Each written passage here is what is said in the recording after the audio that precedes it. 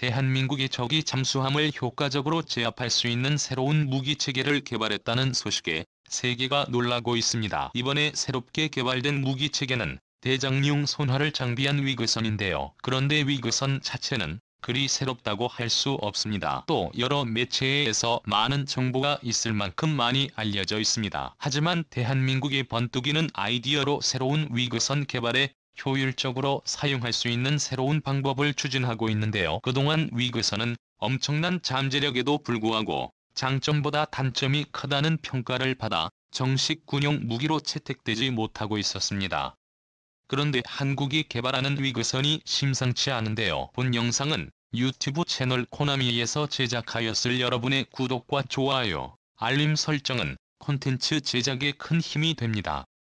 영상을 시청해주셔서 감사합니다. 오늘은 현재 세계가 깜짝 놀라고 있는 한국의 개장 초기용 위그선에 대해서 알아보겠습니다.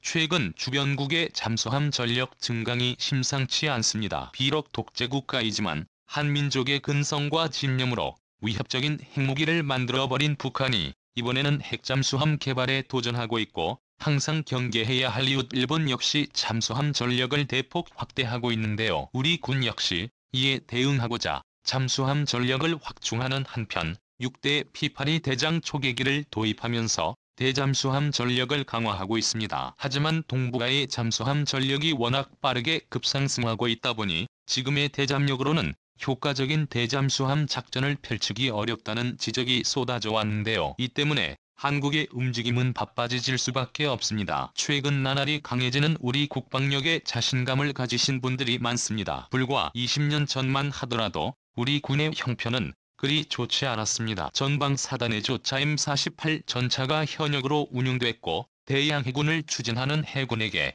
항모보다는 고속정을 여러 척 건조하는 게 낫다고 주장하는 위정자들이 있었습니다. 하지만 2021년 현재에는 그동안 일각에서 주장하는 한국은 할 수 없다고 치부되던 것들이 현실이 됐습니다. 첫 국산 전투기 FA-50A여 순수 국산 전투기 보라매가 출고되었고, 이지스함과 3,000톤급 유도탄 잠수함은 배치에 대한 논의가 한창입니다. 그러니 이렇게 발전한 대한민국을 보면서 한국인으로서 자긍심이 드는 건 당연한 일입니다. 하지만 이런 군비 증강이 마냥 좋은 일만은 아닙니다.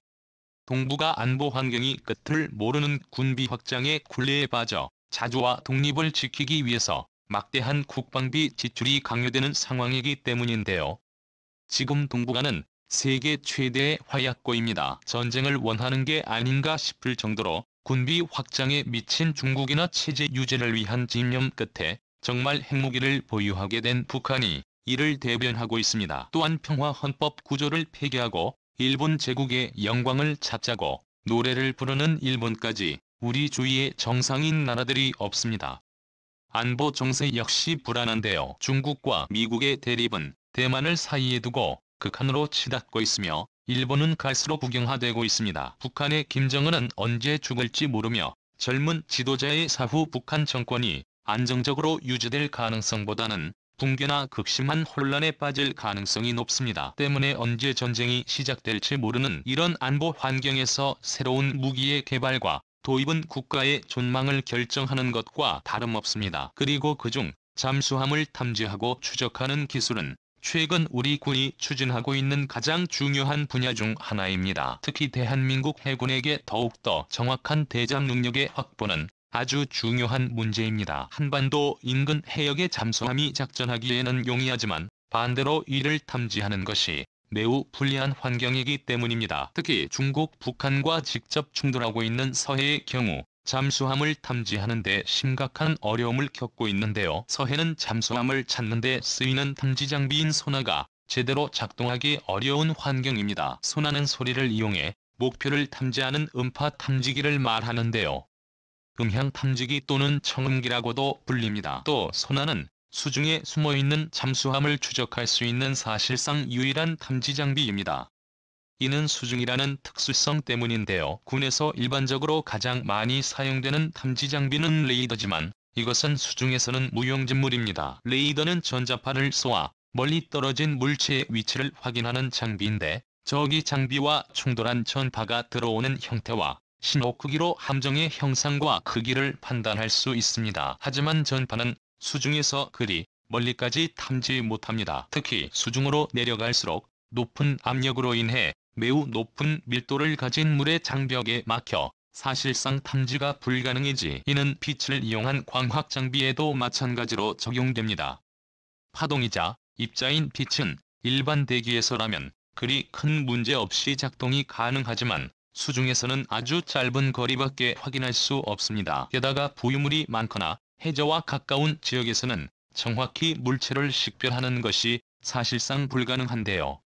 그래서 수중에 있는 잠수함을 탐지하기 위해서는 파동인 소리를 이용하거나 지구 자기장을 이용하는 방법밖에 없습니다. 소리와 자기장을 이용하는 방법, 좀 더 정확한 방식은 지구 자기장을 이용하는 방식입니다. 금속으로 만들어진 잠수함은 지구 자기장의 상태에 영향을 끼칠 수밖에 없으므로 정확한 잠수함의 위치를 특정해내는 데는 이만한 기술이 없습니다. 하지만 미세한 자기장의 변화를 특정할 수 있어야 하는 만큼 제약이 많고 무엇보다 탐지거리가 매우 짧습니다. 그래서 자기장 탐지는 적의 위치를 거의 확정한 상태에서 최종 확인과 정확한 목표 설정을 위해 사용됩니다. 반면 손하는 소리를 사용해 적을 탐지합니다.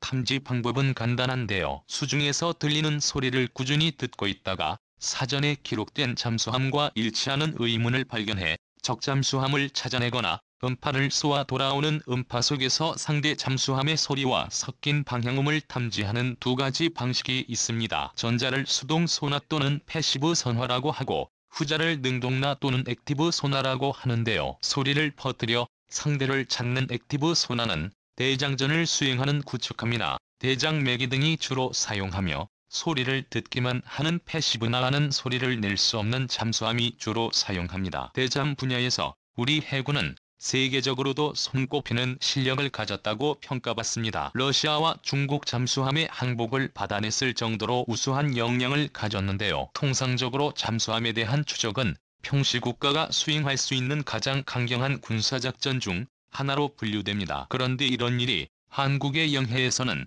자주 일어나고 있습니다. 지난 1997년 서해의 소흑산도 근해에서 중국의 민급 잠수함이 출몰해 이를 추적했고, 2017년 4월에는 동해상에서 러시아의 킬러급 잠수함을 이른 시간 동안 추적해 부상시키는 데 성공했는데요. 추적당하던 잠수함이 부상했다는 것은 공격과 도주가 불가능한 상황에서 생존을 위해 항복하겠다는 의미로 받아들여집니다. 그러나 우리 해군이 이렇게 훌륭한 대잠 능력을 갖추고 있음에도 한반도 인근에서 적 잠수함을 찾는 것은 그리 쉬운 일이 아닙니다. 특히 서해는 대장전을 수행하기에 가장 최악의 환경이라고 할 수 있는데, 가장 깊은 곳은 최대 수심이 수백 점에 불과하지만 해저 지형이 매우 복잡하게 발달해 있으며 물속에 작은 동상과 절벽 등이 연달아 있기 때문인데요. 이런 지역에서는 액티브 소나가 왜곡되기 쉽고 해저 지형과 해류와 충돌에 일어난 소음 때문에 소나를 사용하기도 어렵습니다. 이를 극복할 유일한 방법은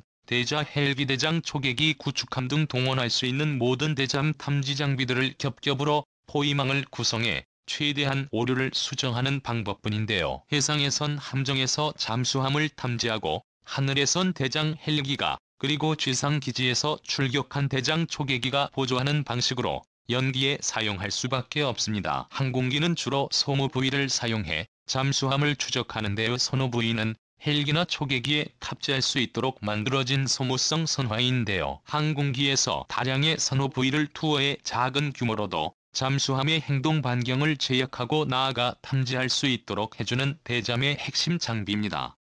하지만 그런데도 구멍은 있습니다. 지상에 세발진하는 대장 초계기는 수시간 정도의 작전 이후에는 공항으로 돌아가야 합니다. 대잠에게는 대장 헬기를 탑재할 수 있는 대형 함정이 있어야만 운영이 가능합니다. 이 때문에 함대를 모아 대규모 작전을 하는 것이 아니라면 대한민국의 영해 전체를 감시하는 것은 사실상 불가능합니다. 이런 문제를 해결할 수 있는 전력이 바로 선호 부위를 장착한 위그선입니다. 위그선은 배와 비교할 수 없이 빠르고 항공기와 비교할 수 없이 많은 탑재량을 가졌기에 한때 군용함정으로 크게 주목받았습니다. 그러나 비싼 가격과 높은 건조 난이도로 세계 군 관계자들의 관심에서 멀어졌습니다. 또 잔잔한 바다가 아니라면 작전이 불가능하다는 단점까지 겹쳐 위그선은 최초로 군용 위그선을 개발한 러시아에서조차 쏘는 군용으로 쓰이지 않게 됐습니다. 그러나 위그선의 이 애매한 성능을 대한민국에서 재조명하면서 해군의 전력이 크게 늘어날 것 같은데요. 그 문제 많던 위그선이